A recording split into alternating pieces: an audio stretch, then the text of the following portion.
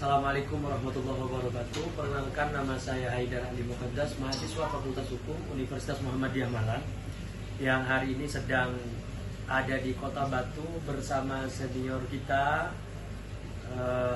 panutan kita tentunya, calon pemimpin Kota Batu ke depan, insya Allah, Bang Nur Rahman, selaku calon wali Kota Batu, yang hari ini saya diterima dengan baik oleh beliau. Saya bersilaturahmi dengan beliau dalam rangka sedikit bersilaturahmi dan berdiskusi dengan beliau dalam rangka juga untuk menyelesaikan tugas saya selaku mahasiswa Fakultas Hukum Universitas Muhammadiyah Malang. Barangkali mungkin langsung ya Bang, selaku politisi tentunya, selaku politisi, selaku Bang Nur Rahman, kira-kira yang terlintas dalam benak Abang, lalu kemudian timbul pikiran kok saya harus nyalon wali kota, itu kira-kira seperti apa Bang? Ya, alhamdulillah saya pimpinan DPRD 2 periode ya, punya otoritas, punya kewenangan yang cukup untuk memberikan referensi, rekomendasi kepada pemerintah kota, bahkan mungkin memberikan intervensi kebijakan yang betul-betul diarahkan kepada kepentingan masyarakat. Nah, ternyata dalam 2 periode itu saya kurang maksimal untuk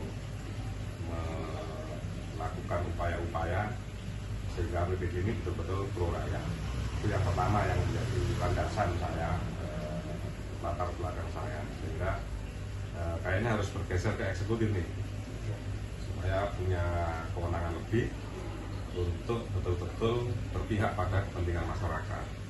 Itu yang pertama. Yang kedua tentu pada tahun-tahun sebelum 2024 ini harapan masyarakat Kota Batu ini cukup luar biasa kepada, ya kalau ngomong secara umum, kepada Wong Batu istilahnya, Putra daerah untuk bisa memimpin daerahnya, karena ini pengalaman dari periode-periode sebelumnya yang memang putra daerah belum berkesempatan memimpin. Maka ini momentum salah satunya. Ini momentum yang harus kami ambil, di samping memang dorongan, dukungan, dan aspirasi masyarakat yang begitu masif mendorong saya menjadi salah satu kontestan di Pilkada 2020. Iya. Sekilas seperti itu. Artinya selain memang dilatar belakangi oleh pengalaman historis bahwa kemudian menjadi anggota legislatif kurang begitu bisa mengintervensi, sehingga itu yang menjadi dorongan untuk nyalon eksekutif ya. Kalau lebih ke hal-hal yang berbau pribadi nih sebetulnya Bang, mohon maaf, kalau dukungan keluarga kira-kira seperti apa Bang dalam rangka suksesi untuk nyalon wali kota? Ya, tentu itu menjadi hal yang fundamental bagi saya. Ya. Sangat mendasar, karena restu keluarga, terutama istri saya, anak saya itu menjadi sesuatu yang betul-betul harus saya perhatikan. Nah, ketika keluarga, terutama istri dan anak saya, ini tidak menyetujui, tidak mengendaki saya untuk running di sana, tentu saya tidak akan mengambil posisi. Seperti itu. Jadi insya Allah di keluarga saya clear, maka beberapa kegiatan istri saya juga terlibat dalam proses-proses kegiatan. Terakhir hari Minggu kemarin kami menyelenggarakan kegiatan melaku bareng Kak Nur. Iya. Itu istri saya juga ikut di sana.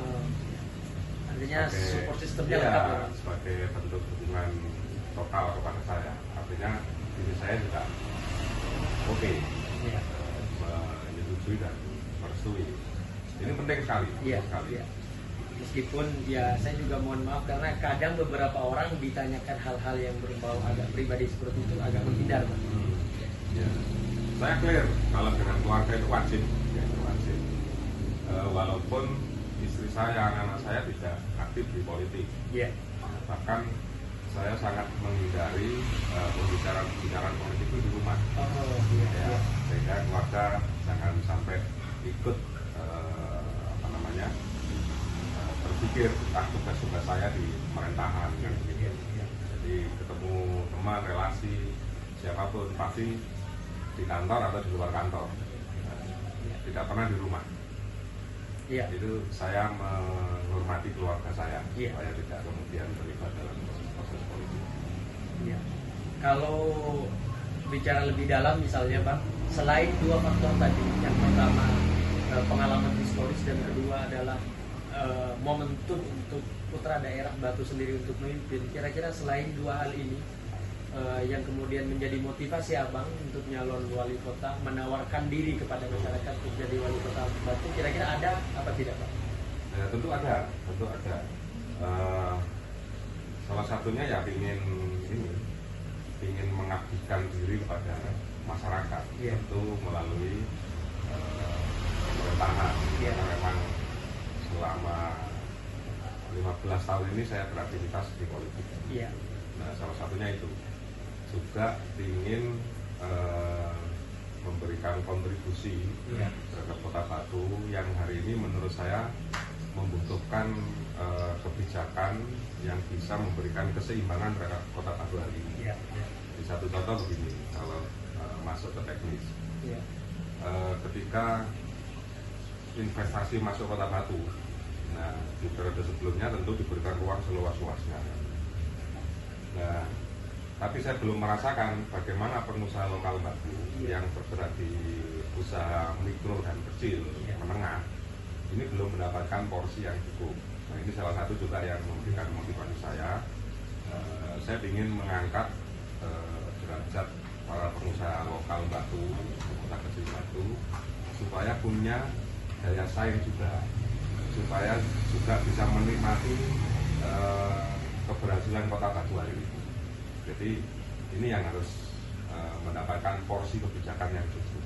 Dan saya yakin itu di periode-periode selanjutnya itu akan betul-betul menjadi sebuah program atau kebijakan utama, supaya ada perimbangan tadi. Ada keseimbangan antara pengusaha lokal dan yang non lokal.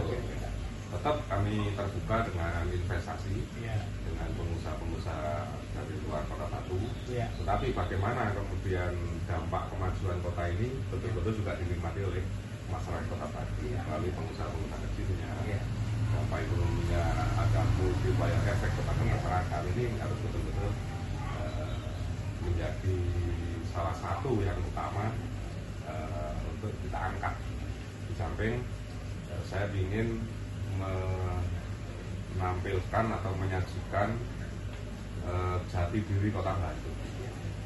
Kalau muatan lokal wisdom yang ada di Kota Batu ini betul-betul harus mendapatkan porsinya, yang sementara ini saya melihat belum maksimal. Selanjutnya mungkin ini Bang, kalau tadi menyangkut hal Abang terkait belum maksimal menjadi anggota legislatif, karena mungkin kewenangannya itu saja dari fungsi legislasi, pengawasan dan lain sebagainya.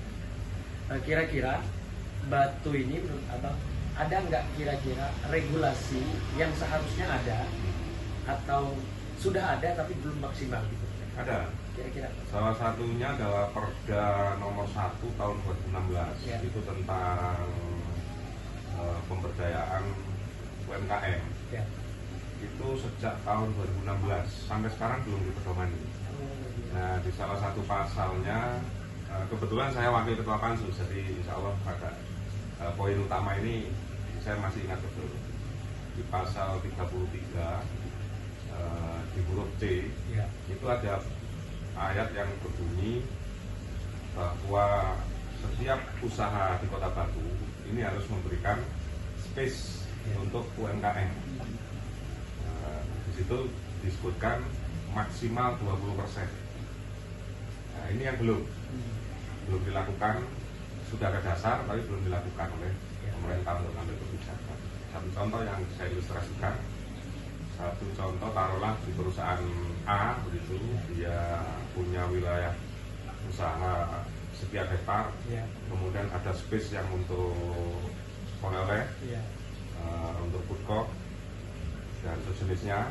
Nah, ini belum betul-betul mengakomodir UMKM, padahal ini jelas ada perda yang mewajibkan itu pada pengusaha. Ini yang salah satu juga menjadi motivasi saya, juga termasuk di toko-toko modern. ini harusnya sudah mulai ada space atau rak yang disiapkan ya untuk display produknya UMKM. Nah tentu tujuannya adalah memberikan ruang pada UMKM untuk naik kelas. Ya. Seperti itu. Apalagi kalau dilihat hari ini banyak penggerak UMKM itu dari kalangan muda. Kira-kira. Ya, betul.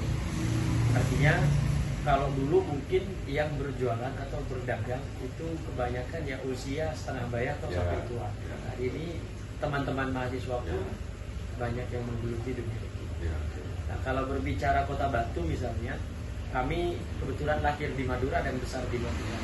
Hampir setiap tahun sekolah-sekolahan atau apapun itu, apa instansi pendidikan itu selalu rutin rekreasi bang biasanya, ngapusi, ngapusi anak-anak SD apa untuk rekreasi ke Kota Batu.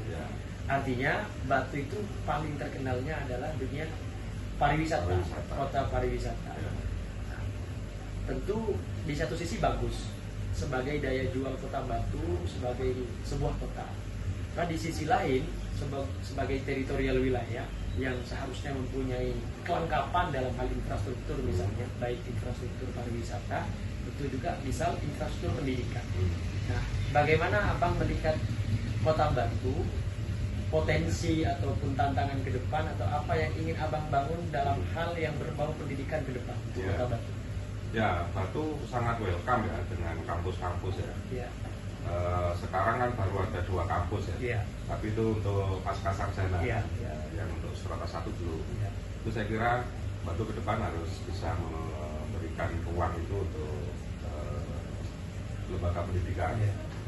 Ya, situ silakan mau kampus manapun yang ingin mengembangkan di wilayah Kota Batu, saya kira sangat luar biasa. Kami akan bersyukur sekali kalau ada kampus di Kota Batu. Sehingga aktivitas pemerintahan ini ada prinsip keseimbangan tadi. Ada teman-teman mahasiswa yang ikut juga memberikan kritik, saran, masukan kepada pemerintah, sehingga pemerintah diharapkan on the rule, on track. Ini yang kita harapkan. Batu ini kan kecil, harusnya bisa menjadi contoh nasional. Itu satu. Yang kedua, kalau ngomong fasilitas di Batu ini minim fasilitas olahraga. Ya, ini di ke depan tentu saya punya mimpi untuk membangun sport center yang ada di Kota Batu. Semua sarana olahraga ada di sana. Ke depan juga akan menjadi satu program bisa menjadikan supporting system di kota wisata. Jadi kota Batu tidak sekedar wisata ke tempat-tempat yang ada, tempat wisata yang ada sekarang, tapi ada sport tourism juga. Sport tourism. Karena faktanya begini, timnas satu contoh, tim nasional kita sepak bola maupun kompetisi-kompetisi Liga 1 dan seterusnya, itu TC-nya di Kusuma Agrowisata. Iya, training center di sana. Nah kalau ini kemudian kita adopsi menjadi lapangan-lapangan olahraganya dimiliki oleh desa, itu akan mengangkat juga potensi-potensi desa. Samping dari sisi ekonomi itu akan ada pertumbuhan. Maka sport tourism adalah salah satu yang harus menjadi kebijakan ke depan. Tapi sebelum program sport tourism tentu harus punya sport center dulu kan, yang ya minimal standar nasional. Sehingga Batu yang sejuk luar biasa ini akan menarik buat wisatawan yang juga sekaligus berolahraga. Oke, karena kalau menyangkut pendidikan itu kan sayang sekali kalau Batu selalu oleh orang lain ataupun oleh orang Batu sendiri itu hanya diperkenalkan sebagai sesederhana kota wisata. Padahal ada banyak hal yang di Batu yang harus dieksplor, seperti yang abang bilang tadi, lokal wisdom, mungkin kebudayaan atau apapun itu yang barangkali belum kami ketahui sebagai orang eksternal daripada Batu. Nah, terutama lalu yang selanjutnya bang, terutama menurut saya tantangan seorang calon pemimpin hari ini adalah bagaimana untuk mensosialisasikan dirinya kepada masyarakat. Bagaimana kemudian kita sebagai calon pemimpin misalnya untuk diterima masyarakat. Kebetulan kan tetangga-tetangga abang banyak. Ya. Saya kira clear kalau untuk isinya. Tapi bagaimana strategi abang untuk meyakinkan masyarakat, terutama sekali anak-anak muda dan pemilih muda, bahwa abang layak untuk dibarengi minimal, tidak dipilih, minimal dibarengi, ditemani untuk proses penjajakan sampai kepada akhir pilkada nanti. Ya, ya tentu melalui sosialisasi pendekatan dengan semua elemen ya. Itu standarnya demikian. Nah, yang lain tentu kami juga harus memberikan respon ruang mereka terlibat langsung melalui diskusi, melalui obrolan santai, sangkuran kopi. Saya kira media-media yang harus kita saksikan untuk teman-teman muda kita. Juga seperti trennya anak muda hari ini, ya memang kita harus memberikan ruang-ruang ekspresi dan ruang keterlibatan di dalam proses pengambilan kebijakan. Ini saya kira sangat-sangat hari ini menjadi kebutuhan, karena bagaimanapun ke depan regenerasi ini kan harus betul-betul jalan. Jangan sampai ada putus regenerasi, tidak ada kesinambungan. Nah, maka bagaimana pendidikan politik kepada teman-teman muda juga harus dilakukan. Tapi yang paling utama adalah melibatkan mereka dalam proses-proses kebijakan. Kalau perlu ke depan saya harus membuat perusahaan daerah yang di situ adalah para jajaran direksi dan manajemennya adalah anak muda. Nah, itu menarik. Dan itu harus orang Batu. Maaf, sementara sampai nggak boleh.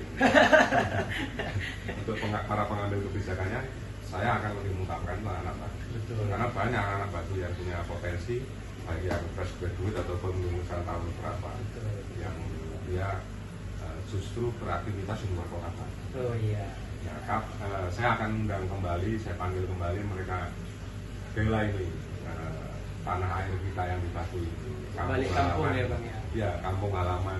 Silakan ekspresikan apa yang kamu punya, yang kamu pikirkan, yang kamu peroleh dalam dunia pendidikan maupun dunia usaha yang baik. Menarik sekali itu. Ya, ini harus masuk nih, harus masuk. Kita harus memberikan ruang itu untuk mereka. Iya. Karena sebagian orang mungkin kami temui ya, bahwa mereka menganggap anak muda itu ya kita libatkan. Dia bicara begitu, tapi sesederhana dilibatkan atau menganggap anak muda itu ya hanya sebagai objek, Pak. Objek dalam arti dianggap sebagai personal voter saja. Tapi kalau abang tadi kan mau melibatkan teman-teman harus menjadi subjek anak muda. Karena apalah kami yang tua kan, kalau kemudian sistem regenerasi kita nggak jalan. Kalau menua pasti pada saatnya harus ada yang menggantikan kan. Nah, kalau tidak kita siapkan para generasi kita ini di momen-momen seperti ini, kita berikan pencerahan, politik tidak sekedar pragmatisme, politik tidak sekedar kekuasaan, tetapi keterlibatan publik harus. Dan ini porsinya 100% untuk anak-anak muda. Dan tim saya juga banyak anak-anak muda. Tagline-nya apa kira-kira Pak Nur Rahman? Tagline untuk Kota Batu yang diusung. Ya, kemarin di soft launching karena ini belum masa kampanye. Di soft launching kami di melakukan Cak Nur itu, saya sedang meluncurkan Cak Nur Sai. Ini lokal banget ya, bahasa Jawa yang berarti baik. Sai ya Bang. Sai. Itu bahasa Madura juga ada sai. Apik juga artinya. Apik ya, sama. Itu ada maksudnya, S-nya itu adalah solutif, A-nya adalah amanah, E-nya adalah empati. Jadi diharapkan ke depan tentu kehadiran saya bisa memberikan solusi atas banyak hal yang ada di Kota Batu. Amanah tentu ya bisa dipercaya. Bisa dipercaya kanan kiri atas bawah ya Bang. Di dalam mengemban amanah ini, karena sesungguhnya kekuasaan ini sementara. Nggak selamanya. Maka bila mendapat kepercayaan, wajib hukumnya bagi saya untuk memberikan rasa nyaman kepada masyarakat dan betul-betul bisa dipercaya, dan pembuktiannya tentu dengan kebijakan. Empati juga demikian. Saya kira masalah kita sudah layak harusnya mendapat apresiasi. Mungkin gitu Bang. Pertemuan silaturahmi kali ini yang kemudian menjadikan saya harus bersilaturahmi secara mendadak dengan Abang. Untuk kawan-kawan semuanya, terutama sekali yang asli putra daerah Kota Batu, kami ingin memperkenalkan calon pemimpin Kota Batu ke depan, asli Wong Batu, atas nama Nur Rahman, dengan tagline tadi, Cak Nur Sae. Ya. Kalau kurang saya bisa dibicarakan. Ya. Terima Ada kasih. lanjutannya sebenarnya. Iya, Ada lanjutannya. Terus saya itu untuk soft launching Iya. ke depan itu diksi akan kami lebih pertegas adalah arah baru Kota Batu. Oh iya. Baru Kota Batu. Rekonstruksi, semacam rekonstruksi. Betul. Kita harus bikin sebuah rencana besar yang jelas goalnya. Oke. Tolak Ini ukur keberhasilannya. butuh arah baru. Iya. Iya. Begitu. Oke. Jadi Bang Nur Rahman ini punya motivasi untuk kemudian mencalonkan diri sebagai wali kota. Yang pertama adalah beliau sudah 2 periode menjadi pimpinan DPRD Kota Batu. Sekarang terpilih lagi. Yang sekarang terpilih lagi sebetulnya. Dan saya potensi menjadi ketua DPRD. Potensi ketua DPRD Batu. Ya, betul. Kalau kemudian tidak punya pikiran untuk berpikir kepada masyarakat Kota Batu yang lebih banyak, lebih Cukup baik lah. menjadi cukup ya Bang ya? Cukup menjadi ketua DPR. Cukup menjadi ketua DPRD Kota Batu. Yang kedua karena memang dorongan dari masyarakat ya Bang. Dorongan dari masyarakat, tentu motivasi-motivasi yang lain yang seperti apa yang dikatakan tadi, banyak ide-ide dan gagasan yang ingin dilaksanakan di Ya. Kota Batu. Mungkin begitu. Sekian dari saya, Aida. Sampai jumpa. Assalamualaikum warahmatullahi wabarakatuh. Assalamualaikum warahmatullahi wabarakatuh. Boleh begini ya?